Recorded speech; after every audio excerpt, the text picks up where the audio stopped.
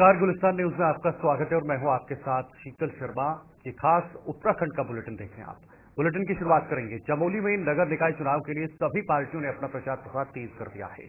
सूबे के कैबिनेट मंत्री धन सिंह रावत ने गोपेश्वर नगर पालिका से बीजेपी प्रत्याशी संदीप रावत के समर्थन में गंगोल गांव में जनसभा आयोजित कर समर्थन में वोट की अपील की है। जनसभा में आए भीड़ को देखकर उन्होंने कहा कि जनता में बीजेपी प्रत्याशी के प्रति खास विश्वास और समर्थन देखने को मिल रहा है। निश्चित तौर पर बीजेपी प्रत्याशी आगामी नगर निकाय चुनाव में रिकॉर्ड मतों से विजय होंगे। और खेड़ में भी था और उसके बाद मैं आज परिषद में आया हूँ। जितना उत्साह देख रहा हूँ मैं हमारे संदीप रावत बबलू भाई के प्रति, मैं ये कह सकता हूँ कि रिकॉर्ड वोटों से चुनाव जीतने जा रहे हैं। और वो देखिए आप, बहुत ईमानदार नेता हैं। वो यहाँ पहले भी पालिका अध्यक्ष रहे हैं। उन्होंने अपने कार्यकाल में बहुत सारे काम किए हैं। और अभी मैं कह सकता हूँ कि आप तो भारतीय जनता पार्टी के सिंबल पे चुनाव लड़ रहे हैं, राष्ट्रीय पार्टी के साथ वो आ रखे हैं और ऐसी पार्टी के साथ आ रखे हैं जिनकी केंद्र में भी सरकार है, प्रदेश में भी सरकार है। मैं कह सकता हूं कि गोपेश्वर नगर पालिका में अब विकास की जो रफ्तार है वो 3 गुना बढ़ जाएगी।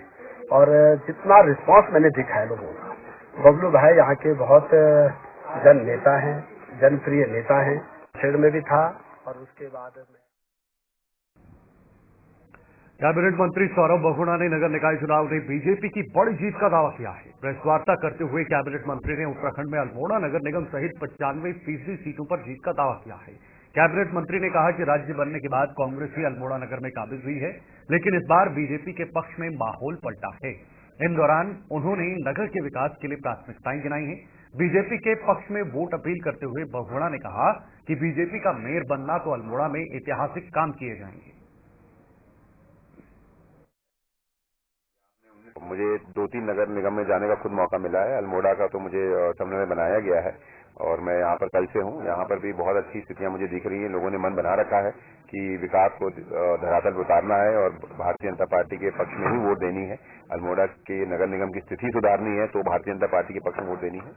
और ओवरऑल भी अगर आप देखेंगे तो जितने भी हमारे नगर निकाय के चुनाव चल रहे हैं, चाहे वो पालिका है, पंचायत हो और निगम हो, उसमें भारतीय जनता पार्टी के जो प्रत्याशी हैं वो बहुत कंफर्टेबल स्थिति पे है, क्योंकि पिछले 3 साल में जिस तरीके से पुष्कर सिंह धामी जी के नेतृत्व में भारतीय जनता पार्टी की सरकार ने काम किए हैं, धरातल पे विकास को उतारा है। 19,000 से ज्यादा सरकारी नौकरी, आज तक एक रिकॉर्ड रहा है उत्तराखंड में कि कभी भी इतनी सरकारी नौकरी नहीं निकली किसी भी सरकार के कार्यकाल में। हमने 3 साल में 19,000 से ज्यादा सरकारी नौकरियों को निकाल के लोगों को रोजगार से जोड़ने का काम किया है। हमने स्टार्टअप्स के माध्यम से, नई पॉलिसीज के माध्यम से युवाओं को जोड़ने का काम किया है। तो लोगों ने काफी मन बना रखा है कि इस बार निकाय चुनाव में भारतीय जनता पार्टी के पक्ष में ही वोट देंगे। कितनी सीटें पूरे राज्य में, कितनी सीटें? नहीं, देखिए मैं आपको यही बता रहा हूँ। जैसे हमारे देहरादून सीट है, ऋषिकेश सीट है, रुड़की है, हमारी हरिद्वार है, काशीपुर हो गया नगर निगम, हमारा उधम सिंह नगर, रुद्रपुर हो गया, हल्द्वानी हो गया, अल्मोड़ा, पिथौरागढ़, श्रीनगर, ये सारे जितने भी हमारे नगर निगम है, इसमें से हम बहुत कंफर्टेबली प्लेस्ड हैं। उत्तराखंड राज्य में सम्मान नागरिक संहिता यानी यूसीसी लागू करने की तैयारी शुरू हो चुकी है। जनपद चमोली में मास्टर ट्रेनर को प्रशिक्षण दिया जा रहा है।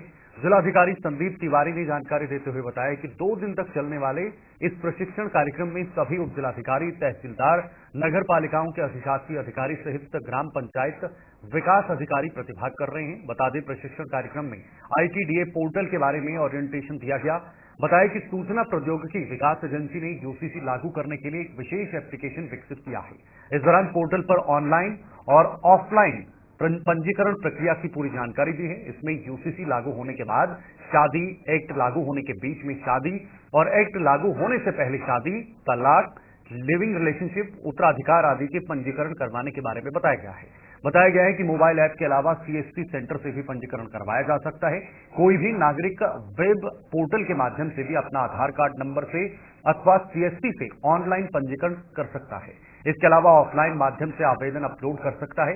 तहसील एवं ब्लॉक स्तर पर रजिस्ट्रार एवं सब रजिस्ट्रार को 15 दिनों के भीतर आवेदनों का निस्तारण की व्यवस्था भी रहेगी। यूसीसी जो सम्मान नागरिक संहिता इस प्रदेश में लागू होने जा रही है दिल्ली में, इसके लिए पोर्टल की ट्रेनिंग हमारे जिले में शुरू हो गई है आज से। आज 4 विकास खंडों में ट्रेनिंग है और बाकी 5 विकास खंडों में कल इसकी ट्रेनिंग आयोजित की जाएगी, जो देहरादून की एक टीम के द्वारा दी जा रही है। और इसमें सभी SDM, तहसीलदार, हमारे ग्राम पंचायत अधिकारी और नगर पालिका के अधिशासी अधिकारी प्रतिभाग कर रहे हैं और 4 एसडीएम जिले में ही 10 अधिशासी अधिकारी हैं और 70 ग्राम पंचायत विकास अधिकारी हैं जो पोर्टल की ट्रेनिंग लेंगे, जो रजिस्ट्रार और सब रजिस्ट्रार के रूप में कार्य भी करेंगे।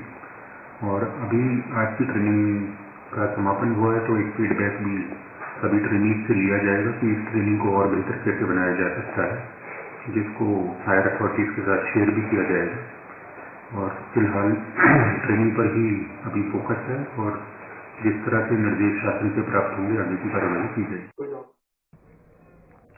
नगर निकाय चुनाव 2024 के तहत प्रेक्षागृह पौड़ी में मतदान कार्मिकों का 2 दिवसीय प्रशिक्षण शुरू हो गया है, जिसमें 286 पीठासीन अधिकारी प्रथम व 24 सेक्टर मजिस्ट्रेट शामिल हैं। पहले दिन एक पीठासीन अधिकारी व एक सेक्टर मजिस्ट्रेट अनुपस्थित रहे।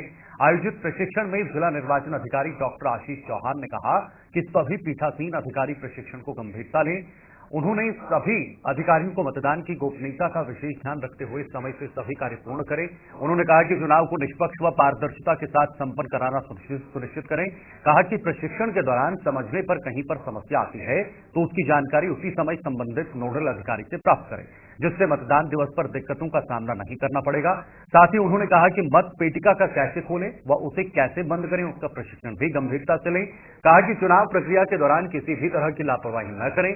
जिला निर्वाचन अधिकारी ने कहा कि मतदान से पहले की प्रक्रिया निर्वाचन में बहुत महत्वपूर्ण होती है। उन्होंने कहा कि जो अधिकारी प्रशिक्षण में अनुपस्थित रहे वह दूसरे प्रशिक्षण में अवश्य प्रतिभाग करना सुनिश्चित करें। Sector magistrate, zonal magistrate, RO हमारे प्रिजाइडिंग ऑफिसर और PO1 की ट्रेनिंग रहती है। इसमें जो हमारे आगामी इलेक्शन से उनसे रिलेटेड महत्वपूर्ण चीजें ध्यान में रखी जा रही है, जो प्रक्रिया संबंधी बातें हैं, वैधानिक उपबंध हैं, उन सभी चीजों के बारे में जो हमारी ट्रेनिंग टीम है उसके द्वारा विस्तार से आगे बढ़ेंगे। हल्द्वानी में 2 पार्षद प्रत्याशियों के खिलाफ रिटर्निंग ऑफिसर ने शपथ पत्र में तथ्य छुपाने के चलते हल्द्वानी कोतवाली में तहरीर देकर कार्रवाई करने के निर्देश दिए हैं। रिटर्निंग ऑफिसर परितोष वर्मा ने बताया है कि पार्षद प्रत्याशी रवि जोशी और पार्षद प्रत्याशी राजेंद्र जीना द्वारा अपने शपथ पत्र में कई मुकदमे या सजा संबंधी अपराधों को छुपाने का मामला सामने आया है। इसलिए हल्द्वानी कोतवाली में दोनों पार्षद प्रत्याशियों के खिलाफ तहरीर दी गई है, जिसमें जांच के बाद मुकदमा दर्ज या अन्य विधि संगत कार्रवाई की जाएगी। देखिए, स्क्रूटनी से पहले कुछ ऐसे तथ्य संज्ञान में आए थे कि 2 प्रत्याशियों द्वारा कुछ फैक्ट छुपाए गए हैं और कुछ मुकदमे उनके ऊपर दर्ज हैं या कोर्ट से सजा हुई है और उसको अभ्यर्थियों द्वारा अपने शपथ पत्र में शो नहीं किया गया था। तो तथ्य छुपाने के ही जो आरोप हैं उसके दृष्टिगत रखते हुए यहाँ थाना कोतवाली हल्द्वानी में 2 अभ्यर्थियों के खिलाफ एक तहरीर दी गई है और यदि जांच की पुष्टि होती है तो प्रथम सूचना रिपोर्ट दर्ज करने के लिए भी कहा गया। देखिए, क्योंकि एक गलत शपथ पत्र देने का मामला है और अभी सजा याफ्ता नहीं है वो और न ही 2 वर्ष से अधिक की सजा है जो निरस्त करने का आधार है, तो इस तरह की सजा इनको नहीं हुई है। केवल तथ्य इन्होंने छुपाए हैं और गलत शपथ पत्र प्रस्तुत किया गया है। इसी के आधार पर एक प्राथमिकी कोतवाली निकाय चुनाव को लेकर नगरपालिका हरबटपुर क्षेत्र में बीजेपी ने कांग्रेस को तगड़ा झटका दे दिया है। उत्तर प्रदेश के समय में हरबटपुर से नगर पंचायत अध्यक्ष रहे स्वर्गीय सूरज भान की पत्नी और हरबटपुर से पूर्व अध्यक्ष रही बीना शर्मा ने अपने समर्थकों सहित बीजेपी में शामिल होकर जैसे हरबटपुर निकाय चुनाव की राजनीति में भूचाल ला दिया है। इसके साथ ही कई अन्य नामी लोगों के बीजेपी में शामिल होने से बीजेपी ने जीत की ओर एक कदम बढ़ा दिया है। वही है, जैसा मैंने कहा, इसी नगर पंचायत थी, वहां के पहले आदरणीय सूरजभान शर्मा जी चेयरमैन रहे, आपके पतिदेव, आज वो हमारे बीच में नहीं है। उसके बाद उत्तराखंड बनने के बाद बीना जी खुद इस नगर की चेयरपर्सन रही, अध्यक्षा रही। बड़ा प्रभाव है, बहुत योगदान है हरबटपुर के सामाजिक और राजनीतिक जीवन में। मैं सामाजिक जीवन में कह रहा हूं, सूरजभान जी का इतना घना, इतना घर घर का रिश्ता था, घर घर का संबंध था इस नगर में जिसकी वजह से आज भी लोग इस परिवार से बड़े पैमाने पर जुड़ा हुआ महसूस करते हैं। और आज बीना जी ने कांग्रेस छोड़ करके भारतीय जनता पार्टी का दामन थामा है। इससे भारतीय जनता पार्टी को एक जबरदस्त ताकत मिली है। भारतीय जनता पार्टी पहले से ही हरपटपुर में बहुत ताकतवर थी। हर स्थिति में हम चुनाव जीतने जा रहे थे। बीना जी और इधर से कांग्रेस छोड़ करके भारतीय जनता पार्टी को फारूक भाई और उनकी टीम ने ज्वाइन किया। ये भारतीय जनता पार्टी की ताकत में एक जिसे कहते हैं कि एक पंख लगने का काम हुआ और रिकॉर्ड वोटों से इस बार सभासदों से लेकर के अध्यक्ष पद के सभी चुनावों को भारतीय जनता पार्टी जीतने जा रही है। आगे बढ़ेंगे। कांग्रेस के प्रदेश अध्यक्ष करण माहरा ने काशीपुर से मेयर प्रत्याशी संदीप सहगल के चुनाव कार्यालय पहुंच मीडिया से रूबरू हुए। इस दौरान उन्होंने प्रदेश की धामी सरकार को कटघरे में खड़ा करते हुए बड़ा आरोप लगाया है कि बीजेपी सरकार ने देवभूमि को अपराध भूमि बना डाला है। उन्होंने कहा कि पूरे प्रदेश में निकाय चुनाव में कांग्रेस की बड़ी जीत का दावा करते हुए बीजेपी और धामी सरकार पर जमकर निशाना साधा। इस दौरान उन्होंने कांग्रेस पार्टी के कार्यकर्ताओं से फीडबैक लेने के साथ साथ जीत के टिप्स साझा किए हैं। करण माहरा ने पार्टी के एक कार्यकर्ता के पास पहुंचे, उनका हाल जाना और कांग्रेस को जिताने के लिए निकाय चुनाव के रण में सारी ताकत झोंक देने का मंत्र दिया है। मुकाबला है और मुझे उम्मीद है कि संदीप सहगल अच्छे मार्जिन से इस चुनाव को जीतेंगे। पूरे उत्तराखंड के सफर पर हैं आप, ऐसे में किस तरह की स्थिति पूरे उत्तराखंड में नजर आती है? देखिए, सीधा सीधा मैसेज है कि कांग्रेस चुनाव जीत रही है। इसीलिए अगर आप स्टार प्रचारकों की लिस्ट देखेंगे तो उसमें आदित्य योगीनाथ का नाम, योगी आदित्यनाथ का नाम भी है। और बीजेपी के पास, अगर हमारे पास विजन है अच्छे पर्यावरण का, हमारे पास विजन है कि घरों में स्वच्छ पानी आए, हमको आरओ लगाने की जरूरत न पड़े, हमारा विजन है कि स्कूलों में टीचर्स हो, अस्पतालों में डॉक्टर और दवाइयाँ हो, डेंगू जैसी बीमारी में जो नगर पालिका को करना चाहता फॉगिंग और वो तो नहीं हुआ है, सड़कों में गड्ढे हैं, तमाम नालियां भरी हुई हैं, हम उसकी सफाई चाहते हैं। हम पर्यावरण का ध्यान रखना चाहते तो प्रदूषण है उसको हम कैसे खत्म करें, उसका हमारे लोग बातचीत कर रहे हैं। हमारे लोग बातचीत कर रहे हैं कि हम नगर पालिकाओं और नगर निगमों को कैसे अपने पैरों पर खड़ा करें कि हमको दूसरों से पैसे की जरूरत न पड़े। बीजेपी लेकिन एक ही बात कहती है, एक तो आदित्यनाथ और दूसरा वो कहते हैं बटोगे तो कटोगे। इसके अलावा उनके पास कोई बात ही नहीं करने को। न वो शिक्षा की बात कर सकते हैं, न स्वास्थ्य की बात करते हैं, और जो पिछले कार्यकाल में घोटाले घपले किए हैं उसके बारे में उनका जवाब नहीं है। इसलिए फिर वो अपनी उन्हीं चीजों के पीछे चल रहे हैं। तो ये एक डिफरेंस है और इसीलिए मुझे उम्मीद है कि उत्तराखंड सबसे ज्यादा पढ़े लिखे लोगों का राज्य है और मुझे उम्मीद है कि हमारे सभी जो प्रत्याशी हो भारी मतों से जीत के आएंगे। मैं केवल उनकी बात का एक ही जवाब दूंगा। पिछले 6 साल से उनकी सरकार है, उन्हीं के मेयर और उन्हीं के चेयरमैन बैठे हैं आज तक, तो उस बीच पर काम करने से किसने उनको रोका था? वो पहले आप में गए, आज बीजेपी में है और बहुत बड़ी बड़ी बातें उन्होंने की हैं। तो मुख्यमंत्री क्या इंतजार कर रहे हैं? जैसे केदारनाथ में हुआ, जिंदा रहते हुए विधायक के कोई काम नहीं हुए और जैसे चुनाव 38 करोड़ की घोषणाएं कर दी। तो इसलिए मेरा ये मानना है कि घोषणाओं का क्या करना है, लेकिन हम तो विजन की बात करते हैं। उनको बताना चाहिए कि आने वाले 5 सालों में उनका विजन क्या था। देहरादून नगर निगम के लिए बीजेपी के मेयर प्रत्याशी जमकर प्रचार प्रसार कर रहे हैं। बीजेपी प्रत्याशी सौरभ थपलियाल ने बताया है कि देहरादून की आबो हवा और स्वस्थ पर्यावरण को देखते हुए सभी लोगों का मन देहरादून में बसने को करता है, जिस कारण से तमाम लोग यहां बस रहे हैं और जनसंख्या निरंतर बढ़ रही है, जिसके कारण ही देहरादून शहर में तमाम समस्या भी उत्पन्न हो रही है। थपलियाल ने कहा कि अगर देहरादून की जनता उन्हें अपना आशीर्वाद देते हैं तो तमाम समस्याओं का निराकरण के लिए वह कार्य करेंगे, जैसे शहर में बहुमंजिला पार्किंग, सड़कों का चौड़ीकरण, फ्लाईओवर आदि सहित शहर की अन्य समस्याओं पर भी विचार मंथन कर कार्य करने की बात कही है। देखिए, धन्यवाद आपका बहुत बहुत, आपके चैनल को। और छात्र राजनीति से सीधा मेयर तो नहीं, क्योंकि छात्र राजनीति और मेयर के बीच में 25 साल का अंतर है। 25 साल तक मैं क्षेत्र में रहा हूँ, जनता में रहा हूँ और सारी समस्याओं को जानता हूँ, जनता की क्या क्या समस्याएं हैं, तो उनके निराकरण के लिए। और अभी पार्टी ने बहुत बड़ी जिम्मेदारी दी है, पूरा प्रदेश का सबसे बड़ा निगम है और बहुत बड़ी जिम्मेदारी में चुनौतियां इसको मानता हूँ। ये जो पद है ये चुनौती वाला पद है।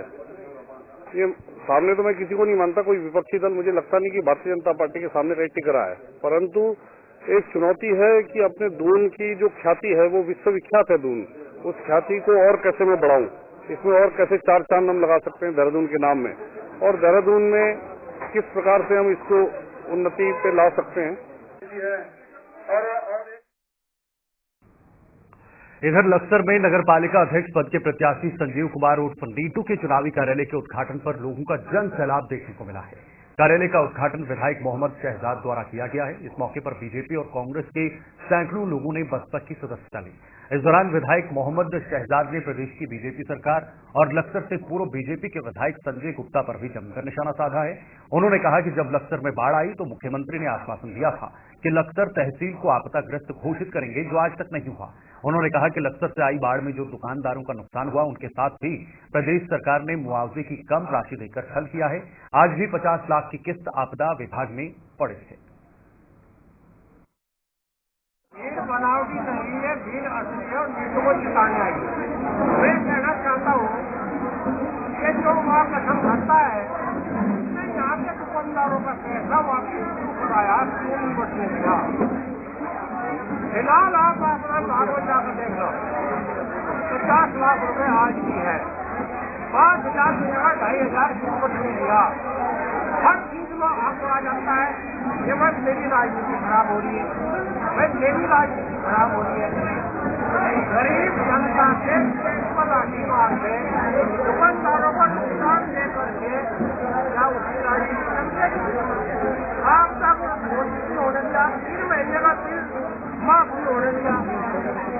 ये काम सिर्फ एक ही व्यक्ति ने किया है जो अपनी महत्व मांगने की राजनीति करता है और बार बार माफ वास्तव में भाव विभोर हो गया, मेरी आगे नम हो गई, सबका प्यार देखकर मुझे बहुत खुशी हो रही है।